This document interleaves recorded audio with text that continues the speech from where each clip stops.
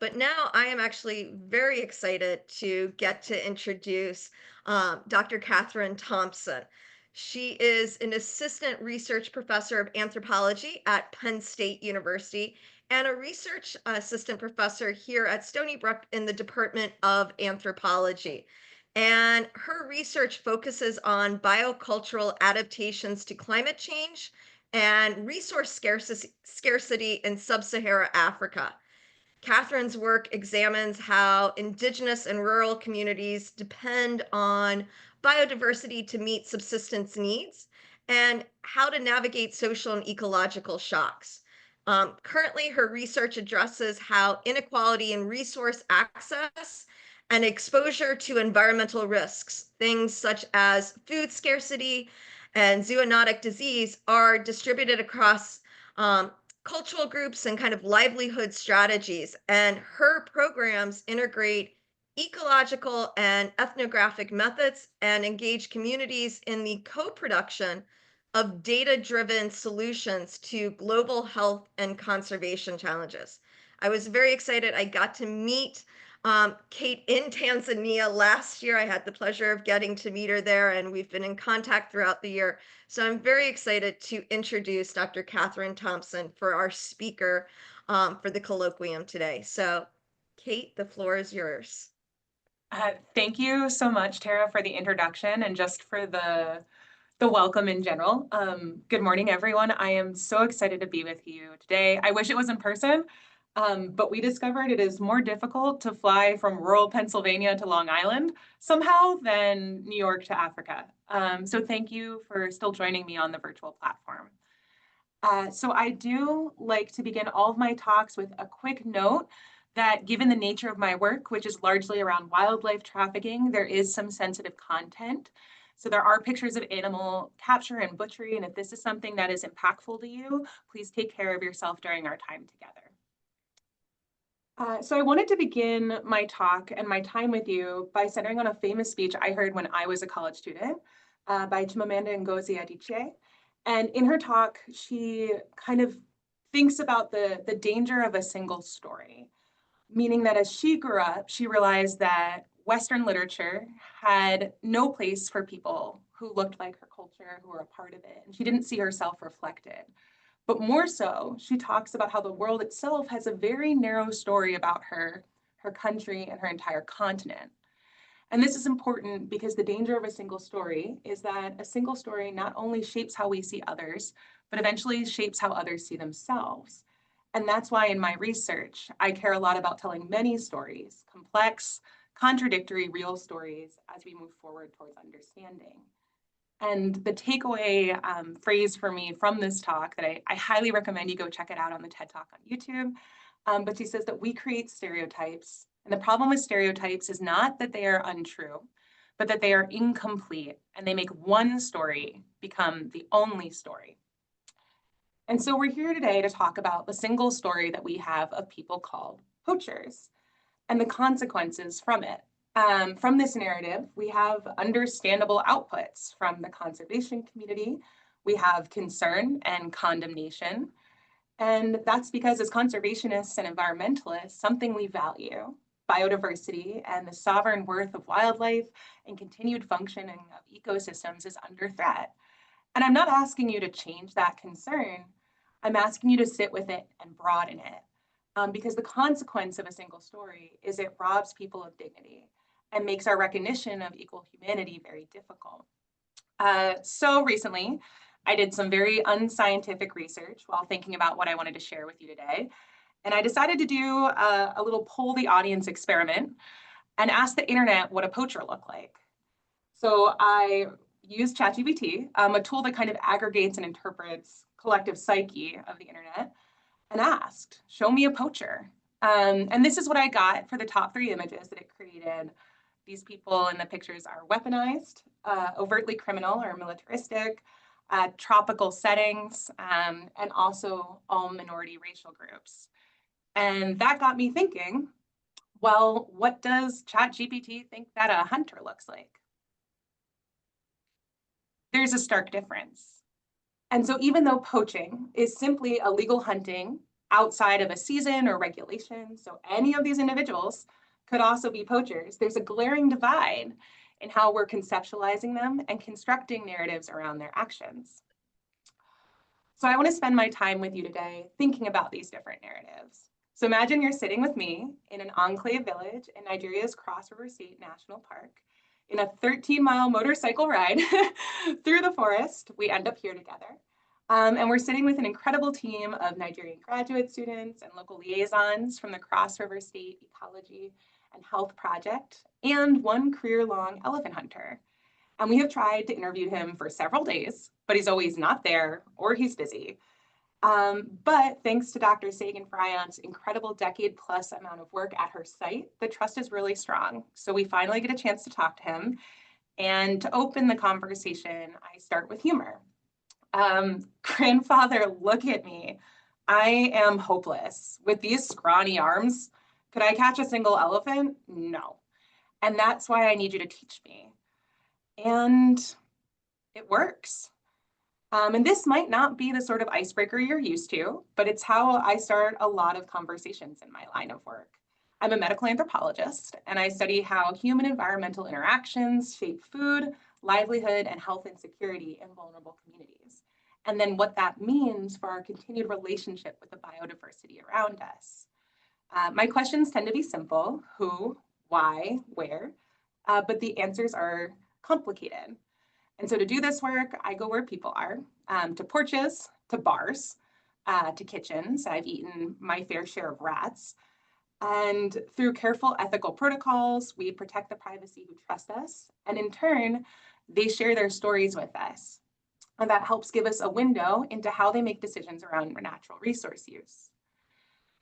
Because, human, wildlife, and ecosystem health are intimately interconnected. And this is a part of an approach called One Health, which I think many of you are probably familiar with, that states that outcomes for humans and wildlife are inextricable. And One Health refers to this collaborative effort across disciplines, working locally, nationally, and globally to obtain optimal health for people, environments, and the wildlife within them. And this has been a reality, this interconnectedness, for all of human history. And there's more to the story of illegal hunting than many of us would like to admit. Wild meat is a vital source of income and sustenance for many indigenous populations worldwide, and it has been for all of our human history. It's linked through better diets and better health overall. Specifically, a large body of literature suggests that access to wild meat improves food security, especially by providing a source of macronutrients like protein and fat, and micronutrients like iron, zinc, and vitamin C. So as such, wildlife supports household resilience, or the ability to cope with sudden stressors like poor crop yields, unemployment, or sudden sickness. And it is obviously a very delicate trade-off. The unsustainable harvest of natural resources destabilizes both the ecosystems and the humans who depend upon them. And this overutilization can create a cycle in which consumption is a major driver of wildlife decline, and that decline further impacts food insecurity.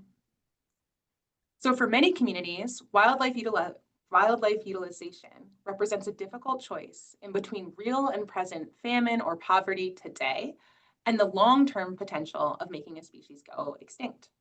And so given this, there is a real and urgent need to better manage utilization, especially where it is unsustainable. Because the consequences are dire. Meta-analyses suggest that bird abundances have declined by over half and mammal abundances by nearly 83% in areas that have hunting compared to those that don't. And recently, studies suggest that hunting is responsible for about a 60% decline in wildlife populations globally. 16% of those are facing localized extinctions. And we know that this is getting worse. And it's driven by a number of factors, including demographic change, human need, and other natural resource use extraction ventures that bring people into previously untouched areas, so logging and mining, and other broader contextual factors. Climate change, recent pandemics. So we saw increases in wildlife hunting during the COVID-19 pandemic and in response to political violence. Even the war in Ukraine actually created downstream food insecurity impacts for many African countries that depended on supplies of grain. And we're also seeing political policy change, like the impacts to USAID, that will almost certainly devastate food systems and then cause increased natural resource use. And so all of these factors compound to push families into poverty and food insecurity, thus increasing reliance on biodiversity. So I want to talk a little bit more about One Health and expand it to a theory we call the One Health expanded approach. And that reminds us to go deeper. So integrating social science into these intersections by really asking who an individual is, the experiences that they have, and how that shapes their natural resource use patterns. So this kind of respects the fact that not all people interact with wildlife in the same way, and that those risks and benefits are unevenly distributed across society. So I'm going to present some work today from a much larger project that I'm honored to be a part of. It's the Cross River Bushmeat Pathogen Project led by Dr. Friant here at Penn State. And at its core, we're trying to answer three simple but powerful questions. Who engages in the wild meat trade, in what capacity, and at what risk to both human and wildlife populations? And this project came about thinking about inequity, that it's likely that people who are at the source, like hunters or small-scale traders, tend to handle the most meat in the riskiest conditions, with the least access to things like soap or gloves and basic protective gear. And perhaps, meanwhile, people at the end of this trade, say high-end consumers or city vendors, may be making more of a profit and taking on far less risk. And we wanted to understand that entire picture. So this project is a mixed methods project with a social science component on the ethnographic data collection and a pathogen sampling component, and we'll focus primarily on the ethnographic data today. So this is Cross River State. It is in the south region of Nigeria, and it is one of the most ecologically diverse, but also heavily hunted regions in the country. If you guys can see my mouse, this is the southern part of Nigeria here. And then this is Cross River State National Park, and this is the Oban division that is within Nigeria. So for this study, we initially identified and enrolled 217 traders of wild meat, 33 in a city, almost 150 along a major roadway, and 64 in an enclave community. So if we look at the GPS map, here is the city down toward the southern end of the map. The GPS points along this are the major roadway-based vendors, and then this darker area is the forest cover protected within the park, and this is an enclave village. So this community actually wanted to be relocated when the park was gazetted, but they were denied, so they are now kind of isolated within the protected area. And the park itself is massive, around 3,000 square kilometers, and contains both primary and secondary growth forests and a tropical rainforest zone. And it's also ancient, likely one of the oldest tropical rainforests in Africa. So it's known for its exceptional biodiversity, but also that then makes it a hotspot for wildlife usage. So our study and our goal was to span one sort of pathway within the entire bushmeat trade and map that out. So we start with this village nested in the park, and then a really long, harrowing motorcycle ride out to the main road. This is the main artery through the park, and then back out to the urban center. So we can really see the pulses of meat that are coming out of this area. So in order to do this, we used repeated measures every month. So asking the same questions to understand the types of meat people are interacting with and how, and a longer annual interview that gave us context together into the frequency and types of interactions with wildlife, disease awareness, risky behaviors, protective measures, as well as economic benefit and the roles that people occupy within the trade. And so from January 2023 all the way through April 2024, our amazing team spent time every single month with a total of 166 participants to ask them about what they were encountering, how they were handling it, how they were processing it. And then we grouped them based on how they identified. So either into hunters, middlemen, or resellers, which we here call vendors, or restaurants. And when we say bushmeat interactions, we mean that we're not talking about Species, we're talking about the actual piece of meat that people are touching, legs, torsos, heads, whatever is actually being sold. And we documented over 6,000 pieces of meat over the course of this study. So what does this data then actually look like? Across all of that, we ended up identifying 44 distinct animal taxa, 30 mammals, 9 reptiles, and 5 birds.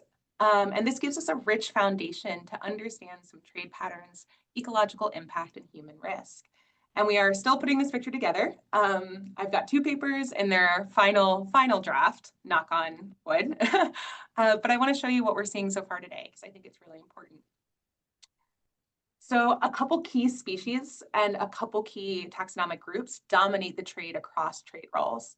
So on the bottom, you have hunters, and then restaurants and vendors, and then we can see the major taxonomic groups and species that are spread across them.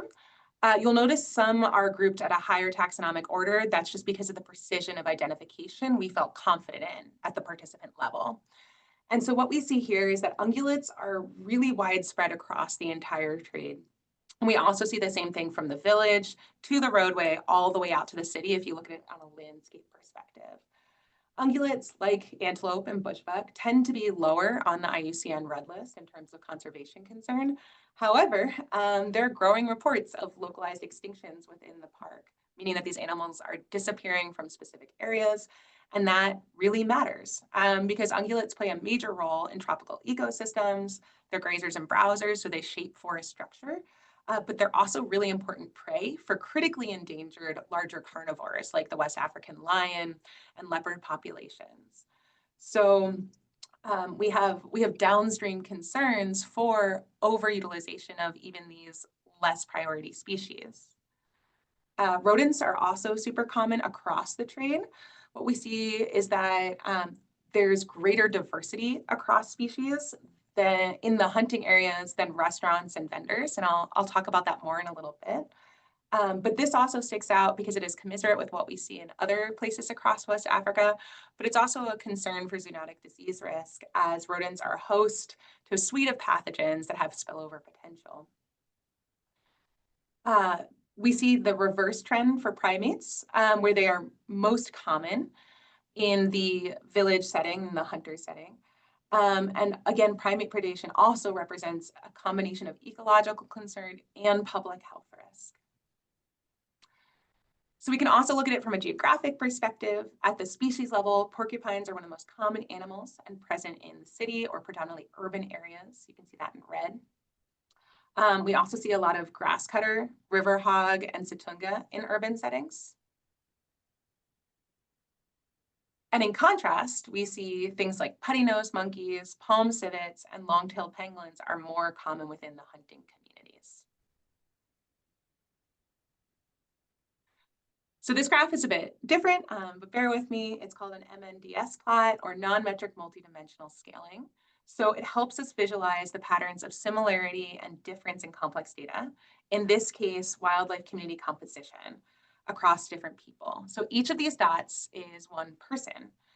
And it's not just a moment in time, it's actually the cumulative proportional representation of the species they encounter. So it's kind of like looking at one person's personal wildlife plate stacked up over time to give us a large composite picture of their usage.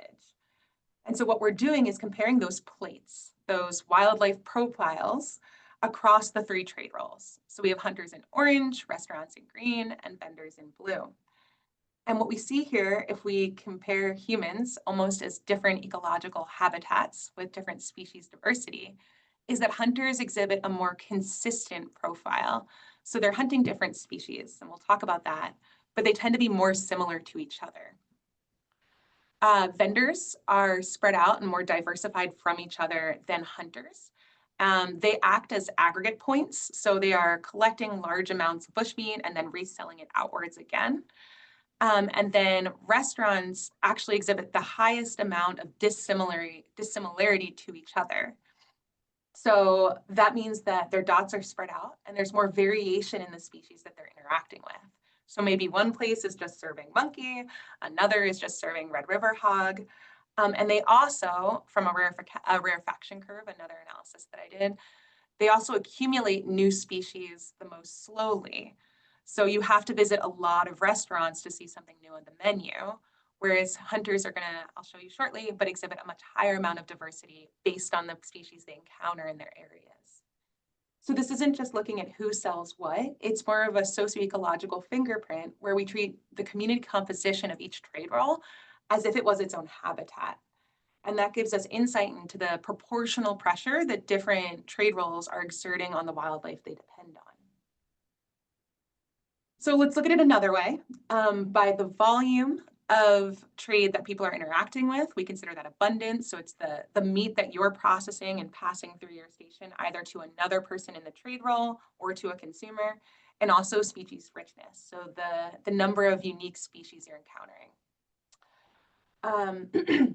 And so in these analyses, I counted for how often we visited each vendor, which is important because the more you go to someone's stall or kitchen or compound, the more species and the greater diversity of them you're likely to observe. So both of these regressions account for that. Starting with abundance, so the total number of meat pieces you're interacting with, vendors are way out front. On average, they handle more individual meat pieces than either hunters or restaurants, which makes sense. They are consolidators. Like I mentioned, they're taking in meat and then reprocessing it and sending it out again. So it makes sense that they have a high throughput. When we look at richness, the different number of species, things shift a little bit.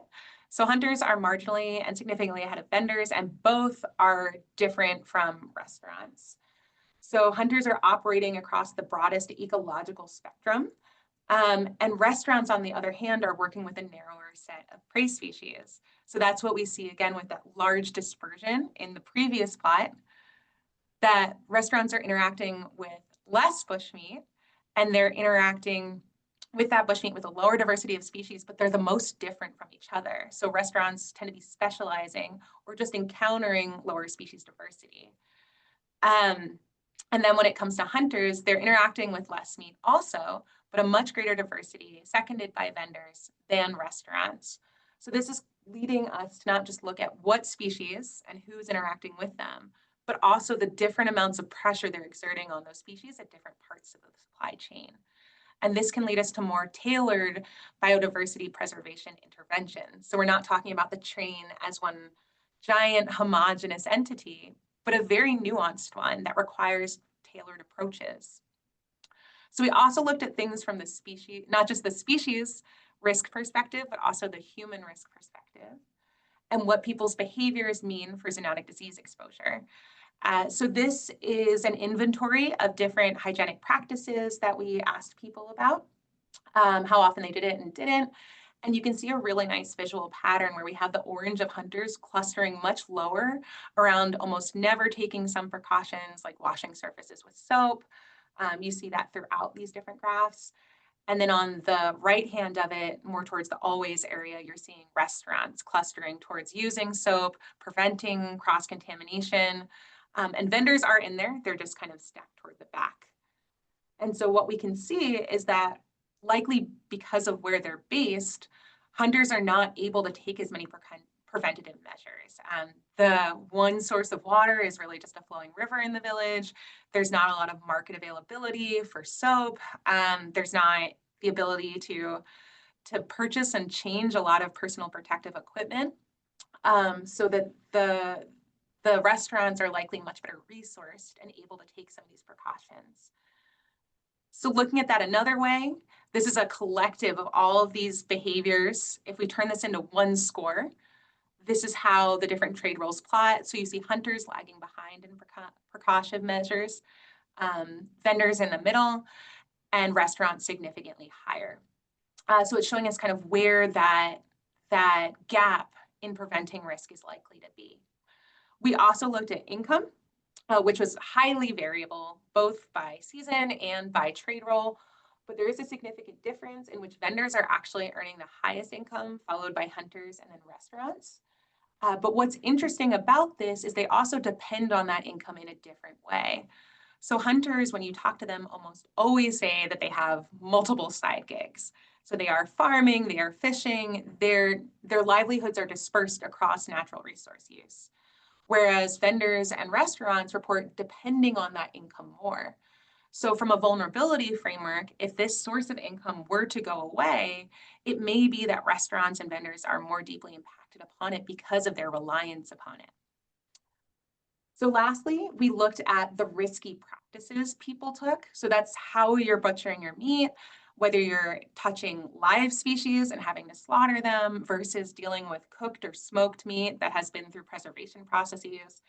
And we saw what we expected to, that hunters are by far interacting with more live specimens, raw specimens, and overall unpreserved specimens than either other trade role. And vendors also interacted with some, but we were actually surprised by the fact that restaurants came out a little bit higher than vendors in that regard. Because restaurants tend to have access to amenities like refrigerators, they're more likely to freeze meat. And they also work with it at the end of the supply chain as well. But what this is showing us is that from a risk perspective, hunters inherently interact with the highest levels of risky meat conditions while also having the least protective behaviors and access to protective equipment across the supply chain. And so the trade doesn't impact everyone equally. And that means it doesn't impact all people equally. And it also doesn't impact all wildlife equally. And so this shapes on the human side, the risk and reward along lines of access, geography, and dependency in South Nigeria. And I want to just give a nod to the pathogen side of this because it is fascinating. It is out of our scope for today, but to note that we are collecting samples from the animals that are handled by all of these traders and using pathogen discovery methods to characterize what may be spilling over. So this allows us to consider, from an expanded One Health framework, shifting the question from is bushmeat risky to risky for whom and beneficial for whom. Because when we consider who you are as an individual within the system and how likely you are to be exposed to risky diseases, to recover from shocks like ecosystem or economic shocks, and how your ability is to adapt to that pressure, we can consider these things within a vulnerability framework, which is really where One Health meets equity. And that is the beginning of policy that can address these problems. So I want to shift in our time to some of the upcoming work. Sorry that the slide's a little cut off there. Some of the upcoming work in Tanzania and how we are taking what we've just shared and applying these same tools to understand how wildlife is used, who it benefits, and who it tends to bring risks to in northern Tanzania. So expanding geographically, ecologically, methodologically to understand these challenges. And this is really important to me because it's building on evidence to hopefully shape policy, support communities, and preserve biodiversity in a rapidly changing landscape. So I am affiliated with the Grimetti Fund, which is a conservation institution in the Serengeti. And together with my colleagues, we're hoping to build a large-scale investigation of the bushmeat supply chain across northern Tanzania. So we're tracing these dynamics across multiple landscapes. To orient you a little bit, this is the north of Tanzania. This is the southern border of Kenya. Here is the Serengeti. So our research is based in part in the Grimetti Game Reserve over here, also expanding into Ikarongo and parts of the northwest Serengeti here, all the way out to Lake Manyara, which is where I am based. And so what's powerful about this multi-region approach is it allows us to contextualize human behavior. So to understand how individual choices are not just made in isolation, but actually vary across different climates, different ecosystems, different wildlife populations, and vastly different socioeconomic realities. So the same behavior, whether it be a hunt, a sale, or a meal, can mean very different things in different places. I have been in this area for about 15 years now. And still just as honored, if not a little bit more sunburnt, to be a part of this community. My daughter often seems less thrilled when I bring her to fieldwork, although in this photo, she had woken up from a nap in the car to notice that our neighbors had come to visit. So her reaction was fair, but she does love it here. So a little bit more about the project framing. This is my phenomenal collaborator at the RISE, so Research Innovation for Serengeti Ecosystems Institute, George Lohai. And together we are looking at who engages in the Serengeti bushmeat trade, in what capacity, and in what risk. So that entails combining structured interviews and life histories with GPS data and Grumeti Fund records. They have everything from camera trap data to ranger reports to answer these deceptively simple questions. Who engages in the wildlife trade, in what capacity, and at what risk? Our incredible master's student, Miriam Richards, is currently collecting data in the field and wrapping that up within these months. But at a broad level, it's about building relationships and trust that will be needed to go deeper and ask hard questions about both ecological impact and human health risk. And our hope is we're in the first year of this project, that as we've done here in Nigeria, we'll be able to expand this work into pathogen sampling of meat products so we can understand and map not just where the bushmeat is going and why, but the invisible threats that move along with it. So to orient you on the satellite map, this is the Serengeti ecosystem over here. Grumeti Game Reserve is right up here. And then we are following it back down to the Lake Minyara area, so past the Ngorongoro Conservation Area and over to Lake Minyara, just to kind of shift focus. It is very likely that these two areas, these two study regions, have vastly different bushmeat markets and supplies.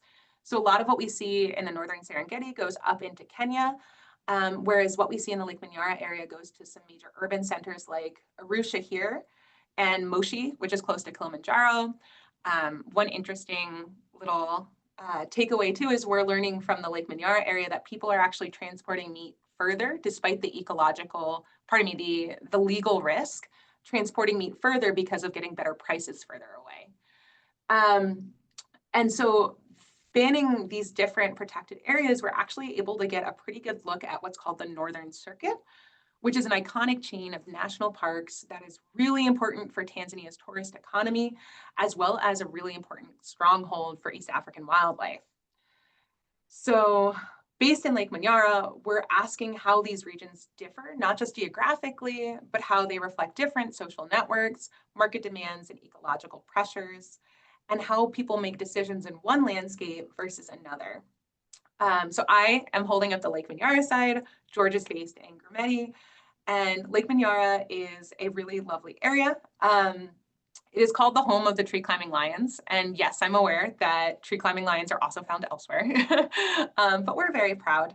But you'll see in pictures shortly that it's a small national park right along this side of the lake, and it's wedged up against a major escarpment. So there are hippos, groundwater forests, open grasslands, hot springs, migratory bird populations. It's incredibly ecologically diverse for a small area. Oops.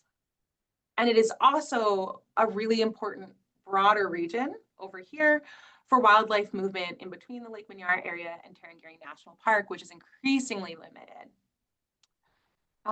But part of the work that we do isn't just asking questions to communities, but it's asking ourselves if we're even asking the right questions to get the kind of stories that help us understand what's going on. So I'd like to tell you another story about one of my favorite papers. So this is a paper called Socioecological Assessment of Lake Minyara Basin in Tanzania, a mixed methods approach. So it uses a drivers, pressures, state impact response method to consider all of the different factors that might be leading up to the drying up and death of Lake Minyara. So in this paper, the authors do first a literature review to try and identify everything that could be contributing to the lake drying up. Then they bring that to communities and use focus groups with farmers and pastoralists and other key stakeholders to ask them why they think the lake is drying up. Then they go to experts and they do key informant interviews to understand what's going to happen when the lake dries up and what we're going to do to fix it. And here's the thing, is that, yes, there were episodic droughts earlier in the century especially, but I want to show you a couple snapshots of the lake. So this is what it looked like when I first got there. So this is the escarpment that I mentioned. You can see it kind of cresting all along this way. You decrease in elevation, you get to the groundwater forest and then the grassland areas. And then here's another perspective. So this is all open grassland, little stand of forests here. This is the same lake system in 2017. So really important biodiversity hotspot, especially for migratory birds. You can see a little bit of that acacia thicket again, and then the lakeside grass area. And here is the same lake last year. So that stand of trees that you saw earlier and those open grassland areas are completely gone. Um, Here is another view. But the lake is not drying up. The lake is very quickly expanding. It shows no signs of stopping. It is eating hotels. It is eating houses. So you can see this is someone's home from before, and even into park facilities. The park itself is getting smaller as the lake expands because it has no outlet. And it is the only thing that anyone can talk about. One of the best icebreakers I know is someone will say, mvua inataka kunyesha, the rains want to start. And very shortly after that, you'll be talking about where the floods are and whether or not to take your car out. But this brings me to a key point about asking the right questions, because you can get a lot of really good data on the wrong lived reality without anchoring it first in community conversation. I don't have a perfect answer for how to do that, but I can show you how it's worked for the people that I know and the communities that we work in, and how it forms the basis of some of my lines of inquiry. So this is our team in the Lake Minyara area. Two phenomenal research assistants, Doto and Bruno, and my master's student, Miriam, who's also the one conducting the research in the Serengeti and finishing up her fieldwork there. And I wish I could show you more pictures. Due to protections, I can't, but I can tell you a little bit more about the stories we heard in interviewing people over 2024. So through a lot of patient networking, we have met with a cohort of about 40 hunters and bushmeat traders. So both men who are out hunting and women who are cutting up and redistributing that meat, and listening to their stories. And they're inverting some of the things that we normally think about when we think about bushmeat hunting. One of the big questions that gets reported a lot is, how much are people making? But when you talk to people, they say it's not so much about how much they're making, it's also about when they're making it. So it's a principle we consider as delayed versus immediate economies. For example, one man told me that he can plant a whole field of corn, wait 3 months, tend it, protect it from elephants, protect it from baboons. And in a day, it can either be completely washed away in a flood, or within a month, it can be dried up. It really depends on the rains that year. And instead of those 3 months of jeopardy, he could take one night, risk it all, get a zebra, and pay his students school fees. And so that gets beyond the nuance of just how much are you making from species, but also considering the timeline at which it's made. Another person also tells you it's not just the income I get and how much, but it's what I need to use it for. People have told me that bushmeat built their house or paid their wife's dowry. And some people will tell you, yeah, it's their drinking money. But I'm not here to judge their responses. I'm just here to listen to them. Because after we create these narratives together and hear these perspectives, we can have better aligned questions. And then from there, we can co-create areas of action that have true community buy-in and interest because they've been co-authors from the beginning.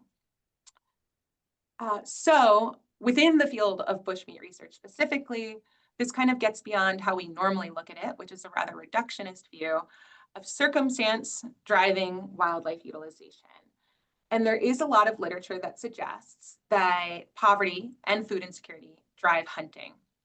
And that poverty and food insecurity tends to be measured in very coarse metrics, like 0 to 5 scales, sometimes locally adapted, sometimes not. And this is what I used in my dissertation framework when I was a student at Stony Brook. They aren't inherently wrong, but a weakness of using these sort of scales is that I can score a 3 on a food insecurity scale here in rural Pennsylvania, and that same score is very different in rural Tanzania. It's just not the same lived reality, even if it's the same number and we'll get the same statistical result. Which is why it's important that we build this and intertwine it with storytelling methods, qualitative measures. And so this is not just the interviews that we do, but also broader conversations and and co-producing lines of inquiry that reflect lived realities. And so this is where it gets interesting, because we just ask people, like we did last year, how did you become a hunter? Why are you selling what you're selling? What are you worried about? What are the ecological and social changes that you've witnessed? And we use that to craft our hypothesis frameworks. So this work is kind of just exiting that exploratory phase. We're writing up a 10-year retrospective on environmental change and wildlife use in the Lake Minyara ecosystem as we speak, which is really exciting, comparing both quantitative data from benchmarked 10 years as well as qualitative measures. But it's also getting into the phase where we're asking communities what kind of data should go into this broader examination. And so what people are telling me is helping us pick data sets that should underlie the rest of what we're looking at. People tell me that they're really worried about the national park disappearing. A lot of the economy in this area is built off tourism. Maybe not the park directly, but it's also the guy who sells Maasai jewelry. It is the person who's taking you on a bike tour or an indigenous culture and food cooking class. Like, all of it is built around this tourist flow in this area. And people are greatly concerned that as the lake is spreading, the tourists aren't coming like they used to already, and it will only get worse. And that really changes the natural resource use equation, because when wildlife isn't bringing money through tourism, it starts to become more valuable on the plate than in the park.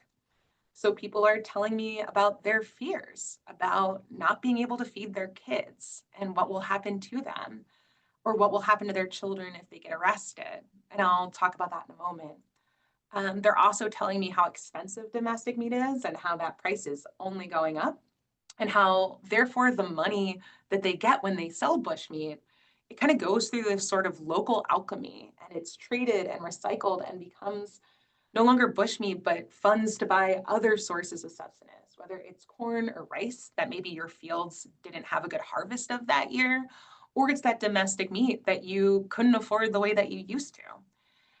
And all of this kind of tells me what to look at next and the sort of data sets that we should be piecing together to get an accurate picture of this socio-ecological system, so that these stories aren't just stories, they're actually the direction that we can head in together. Some of you also know that in my abundant spare time, I am in my 10th year of running a US-based nonprofit called Amani, where we work with vulnerable children and their families in the same community. And we actually just opened a new branch in Tanzania to better deepen and anchor our local impact. So how is this relevant to bushmeat hunting? Let me tell you. Over the years, local social workers have been noticing something important. They've noticed a link in between illegal wildlife hunting, family breakdown, and child entry into the social welfare system. So by these government officials' stories, kids who have chronically malnourished households, kids who are chronically malnourished, tend to come from households that rely on natural resources, including families that are hunting just to survive. And so when social ties are strained or missing, orphanages and institutional residential care step in as kind of a social safety net. In anthropological frameworks, it's extended alloparenting as a system. And so a lot of the children that enter these institutions are not entering them because of not having parents. They're entering them because their parents are trying to place them in the safest place they can to get them access to food, school, and other basic needs. And so how hunting becomes a part of this picture is not only are families that are more reliant on natural resources, more likely to use these kind of social services, but also when hunters are killed or arrested, their children are often left behind and are more likely to enter the social welfare system. So this is one line of research that I am really interested in expanding, because it has come directly from local observations and trying to piece apart the social consequences of biodiversity use, and understanding how people adapt to them through these extended kin networks in terms of figuring out where to get their children support if they can't provide for them themselves, and how institutions have become a part of that inclusive fitness. And these aren't just anthropological frameworks, they're real, felt, lived realities of humans and families adapting to ecological ecological pressure, and questions of how in all this families will survive, adapt, or ultimately fracture, and what we can do about it. So one of the applied programs we've started that's deeply meaningful to me, though in its small scale, are goat rotations. So female heads of household get 2 pregnant goats that then go on to give birth 3 times, and 2 of those offspring are then given to another set of parents. We're also pending in this global climate, launching a chicken co-op later this year, which speaks more to the needs of people who don't have the land to rear goats. But we're trying to look to fill this gap a little bit and leave a positive impact instead of just taking stories, but acting on them. And this is important because healthy families need healthy ecosystems, but understanding the nuances around decision-making is really important. A lot of hunting is not wanton. A lot of it and the people involved are not international crime syndicates. They are humans, and humans are complex, and food insecurity and poverty and cultural practices and stresses and hopes, they all play a very unique role in a person's decision to hunt and consume wildlife. So as we wrap up our time together, I just want to take you back to Nigeria with me for the end of that story. Returning to the old man, we were sitting outside his son's kitchen with him, and he has spent a lifetime refining skills to hunt and kill and butcher elephants. And toward the end of the conversation, I asked him, your son's also a hunter. How are you guys teaching young people today? Like how do teenagers learn? How is the information getting passed on? And he stopped me and said, if kids are learning, I'm not teaching them. We hunters know better than any of you that this wildlife is going away. So personally, I've decided that knowledge dies with me. And to get to an answer like that, you have to listen in a realm where most of us, especially scientists and conservationists, we have a lot to say. So I thank you for taking the time to listen with me and with these communities this morning. And I also have a lot of people to thank. First and foremost, the team here at Penn State and everyone involved in the Nigeria-based study, as well as the work in Tanzania and the communities who I can't fully name, but for whom this work is dedicated. Are there any questions?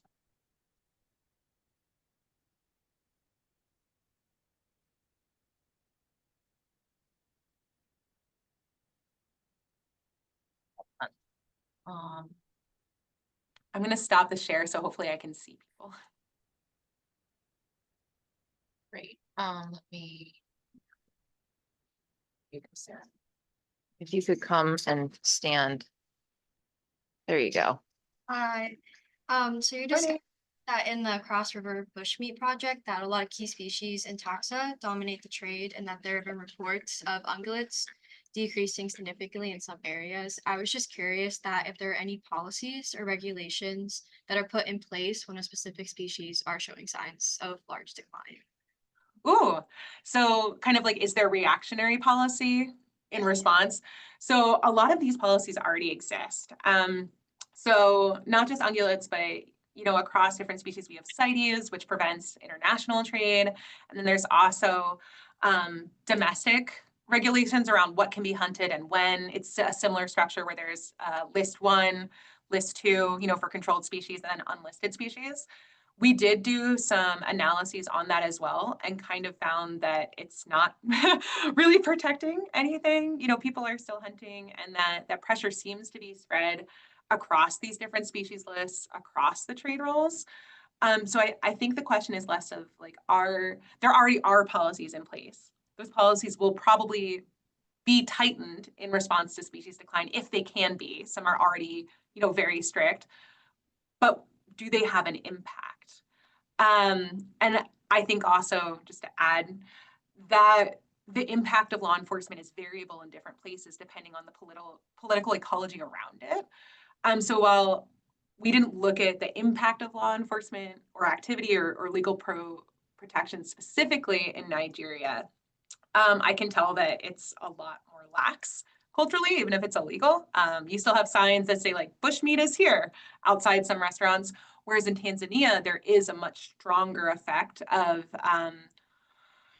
conservation law enforcement because it is much more aggressive within that political setting. So that is a long answer to your short question, but thank you for asking it. You.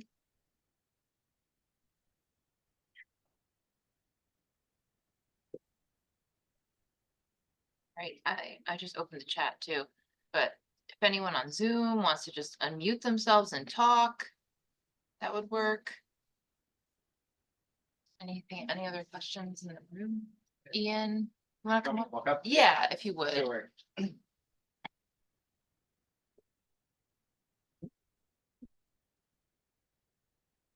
Hello. Hi. So it's one question and potentially based on the answer, it's a follow-up. So regarding the protocols for, oh, do they wash their hands prior? Do they have equipment protecting themselves? That sort. How do you account for any? Well, I should ask the first part. No, you're fine. Go ahead. Is it based on poll or is it verbal conversation on how you get those? Yeah, so there are different research methods you can use. We used interview, so asking people like, do you do this? And if you do, is it always like every time you're washing your hand? Sometimes like maybe you forget, but most of the time, or like never, you never wash your hands. So it's based on a Likert scale of different options. Other research projects may literally watch people, right, and count behavior. And that's another way to get at it. But we use mostly interview-based methods for this study. Okay, yeah, because that's the follow-up was for, because if it was just based on observation, it's what you see, but the fact that it is from their voice, how do you account for any false, I should say, reporting? For instance, like a person at a restaurant would say, of course, we clean our hands, we do this and do this and do this.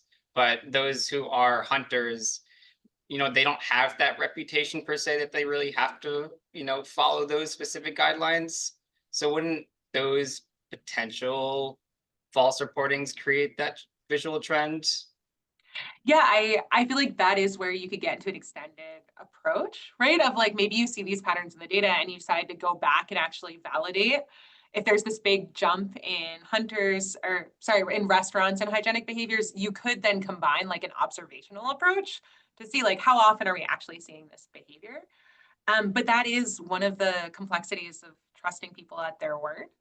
And part of the study, for me personally, I tend to trust this data more when we get outliers mixed in, right? So maybe not specifically with hand washing, but as an example from the economic data in Tanzania, when I have a lot of people telling me, it's things like paying for school fees, but then I still get the person that's like, this is my bar money. Those outliers kind of help me understand like, okay, these behavioral trends are probably true because I'm still seeing people who diverge from them. And I'm seeing a cluster of them where it kind of is a norm or converges on answers. But that is one of the naturally very tricky parts of working with human data, that we'll never be totally sure, but we can try to trust people as the people that know themselves the best, right? And how they want to represent things. Great, thank you. Yeah, thank you.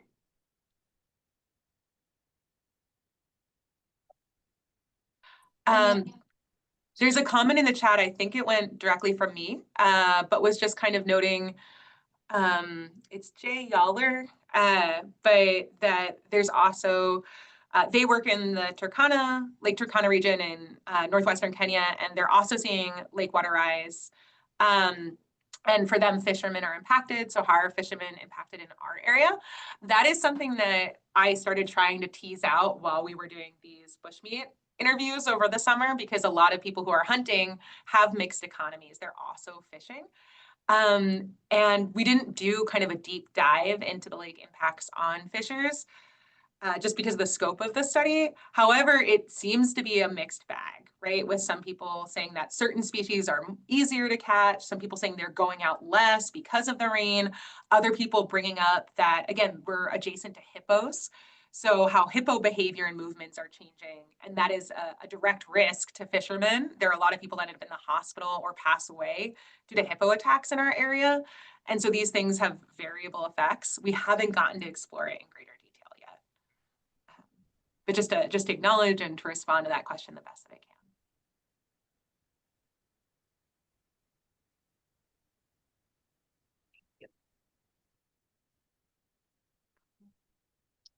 Any other questions from the room or from Zoom?